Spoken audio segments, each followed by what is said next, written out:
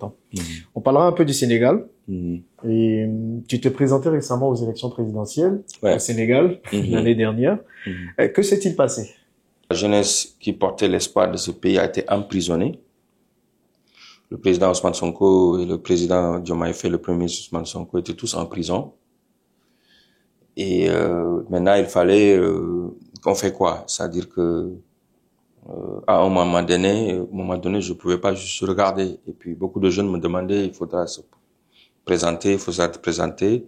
Donc j'ai répondu à l'appel de cette jeunesse qui pensait que j'avais aussi quelque chose à apporter. J'avais aussi un point sur le débat public du futur de notre pays. Et j'ai quelque chose à dire. Parce que j'ai posé des actes qui sont des modèles. Si on l'utilise, on pourra facilement régler la question de l'emploi de la jeunesse sénégalaise, par exemple. Donc, c'est comme ça je me suis lancé. C'était une belle aventure que j'ai beaucoup aimée, qui m'a beaucoup appris, qui m'a beaucoup rapproché de mon pays, qui m'a rapproché. C'est un grand privilège, hein, de pouvoir être candidat dans ton pays, 15 millions, 16 millions de Sénégalais. Et tu fais partie des gens que certains pensent que tu peux diriger l'espoir de ce pays. C'était un grand privilège. Exactement. Donc, je me suis mis dedans. On a sillonné le pays, on a rencontré la jeunesse. Dans les plateaux de télé, j'ai parlé de ma vision pour mon pays, qui est toujours dans l'Internet, qui reste. J'ai écrit pour la vision de mon pays, je l'ai partagé avec la population. Et à la fin, c'était intéressant. Tu sais, l'Afrique, c'est extrêmement difficile, hein, compliqué et marrant parfois à la fois. La Cour constitutionnelle, mes équipes, ils nous ont demandé 40 et quelques mille signatures pour les parrainages. Nous, on a amené 82 000 signatures. Mais même, d'abord sur le USB key, le carte USB qu'ils nous ont donné, électroniquement. Mais ensemble, ils nous ont dit aussi, il faudra les signatures en papier, les mettre dans des caisses, 28 caisses de centaines de milliers de signatures. D'accord. Donc, mes équipes et mon mandataire ont amené ça. Le juge a regardé, il a dit au gars de mettre le USB, et le gars a dit non, le USB, ça marche pas. Donc, vous êtes éliminé. Donc, le gars a dit, laisse-nous le mettre. Si toi, tu peux pas le mettre, il dit non, donne pas de seconde chance. Il dit, qu'est-ce qu'on fait avec les papiers au cas où ça marche pas? Il dit non, il faut les jeter, quoi. Non, c'est une blague que tu nous racontes. Je vous assure, c'est comme ça, ils m'ont éliminé, hein. Et je suis pas le seul. Ouais, tout le monde savait que c'était pas sérieux, c'était pas. Ils avaient en tête qu'ils voulaient être candidats. D'accord. Et puis c'est ça aussi notre problème de la justice africaine, pas sénégalaise, qui n'était pas très transparente. Et puis c'est comme ça. Et puis moi je dis aux jeunes, c'est pas grave. L'idée c'est qu'on a essayé, même si on n'a pas été accepté. On sait que c'était pas démocratique, c'était pas juste. C'est ça. Mais on a fait ce qu'on devait faire. Maintenant, on a beaucoup d'autres candidats. On a des jeunes qui sont là. Il faut chacun peut choisir qui il veut. Moi, je me retire de la politique et je vais aller continuer le travail que je faisais. J'ai fait ce que je pouvais. Et tout de suite, je me suis lancé quand les gens se battaient contre qui va aller, qui ne va pas aller. Moi, j'ai déjà commencé j'avais écrit des livres, des films. J'avais écrit des films que j'attendais le bon moment pour le faire. Parce que moi, honnêtement, j'étais déchiré entre les deux. Novembre passé, je me suis dit que au lieu d'aller de la politique, je vais faire du cinéma. Parce que là-bas, j'aurai beaucoup plus d'impact. Et ça va dépasser le Sénégal. Le message que je veux faire passer dans la politique, le cri de cœur de la politique, c'est régler la question de la société sénégalaise. Mais tu peux le faire dans le cinéma, ou même africaine et le monde entier pour jouer sur le soft power de notre continent. Donc, j'avais 12 films que j'avais écrits ces dernières années. J'ai dit à mes équipes, c'est pas le moment de rester sad ou triste, truc. Non, on va au travail tout de suite.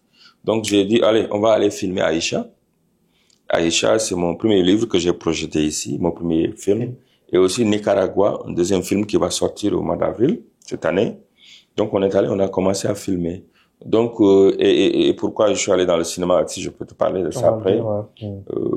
Donc, voilà pourquoi mon petit passage dans la politique sénégalaise, africaine, qui est très spéciale. C'est arrêté là. Et là, je me réjouis de ce qui se passe aujourd'hui. Le combat continue, mais on a une jeunesse aujourd'hui qui est au pouvoir. C'est ça.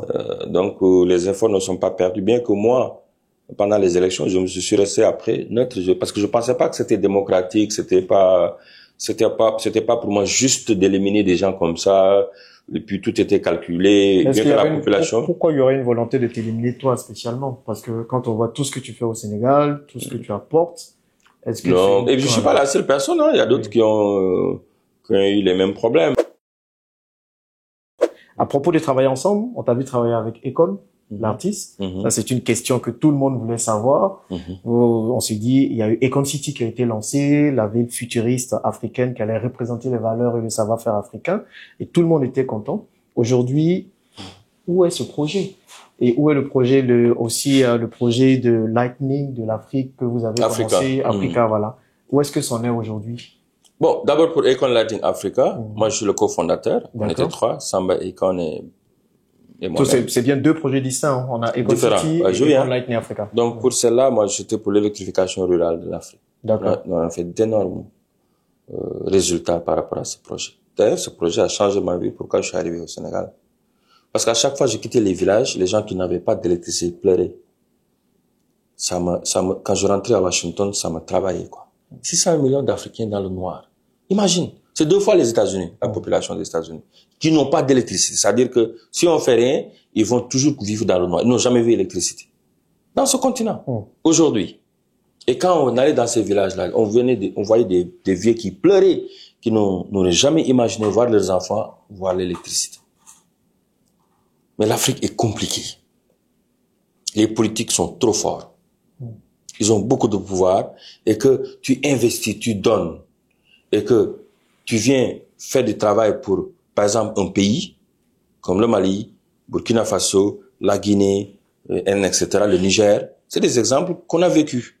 Tu viens, tu investis avec le gouvernement et te donne, ben écoute, donne-nous tant d'électrification sur tant de villages et puis tant de panneaux solaires, de kits solaires, des mini-grid systems. Et tu vois, tu prends ton argent. On avait une ligne de crédit from China de $1 milliard, $1 milliard. On amène tous les matériels, on met les équipes, on forme les jeunes, ils vont aller travailler. Maintenant, le gouvernement doit te payer. Même si c'est par an ou par quelques mois, je sais pas quoi. Qu'est-ce qui se passe? Ils commencent à te payer. Un an après, il y a les élections. Un autre gouvernement, il vient, il dit non, on te paye pas. Parce que tu étais avec eux. Même si ça a aidé le pays. Si tu le fais 2, 3 pays, 4 pays, est-ce que tu peux continuer un projet comme ça? Tu peux pas.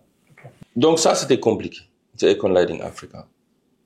Et moi, je me suis concentré après sur l'agriculture, j'ai décidé de faire ça. Et j'en parle sur mon nouveau livre, Retour à la terre natale, de qu'est-ce qui m'a poussé de quitter le projet. Deuxième point, c'est la question de Akon City.